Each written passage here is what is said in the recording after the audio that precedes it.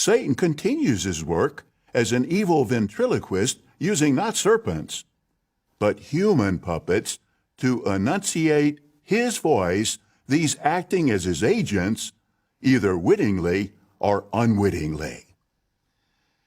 But now let's discuss 3 examples of how our fine shepherd tells us one thing, but Satan's underlings or strangers tell us something opposite.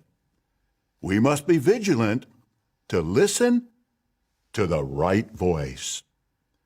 Our fine shepherd tells us, as our first example, these words at Matthew chapter 24, verses 45 through 47.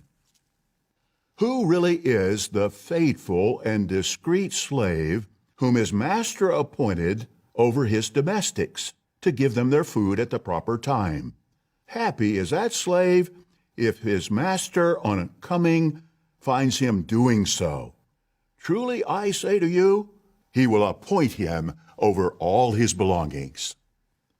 We know the Master Jesus found the faithful and discreet slave spiritually feeding right-hearted ones in 1919, and at a future time will appoint him over all his belongings.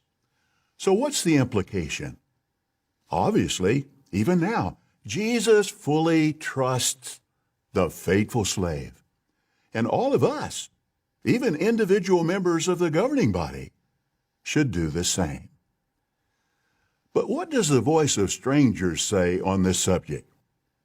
Don't trust the faithful slave. He will mislead you. And who often have the loudest voice promoting this false message? Apostates. Hebrews 13:9 labels false messages as strange teachings. Yes, they are the teachings of strangers.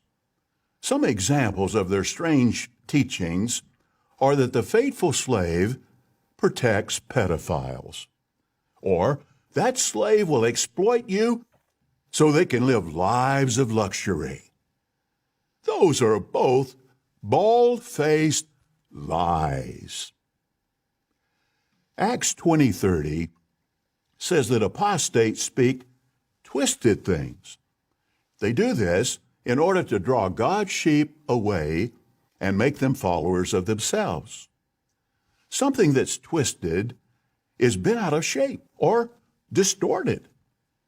They speak twisted things by leaving out vital details, taking things out of context, or in some other way manipulating a truth into a lie or into a misleading half-truth. 2 Peter 2:3 says, they will greedily exploit you with counterfeit words. A counterfeit is something that's carefully designed to look like the real thing. Take, for example, counterfeit money. It might look genuine, but it's fake and thus worthless. If we're deceived into accepting it, we'll lose money. But if we're deceived into accepting the counterfeit words of apostates, we'll lose our life. And apostates will give us absolutely nothing of value in exchange. Can you imagine really needing a loving shepherding visit and asking apostates to give you one? Similarly, we must be careful about believing everything presented in the media about Jehovah's organization. Remember, the media is commonly motivated by prejudice, hatred, and a desire for profit.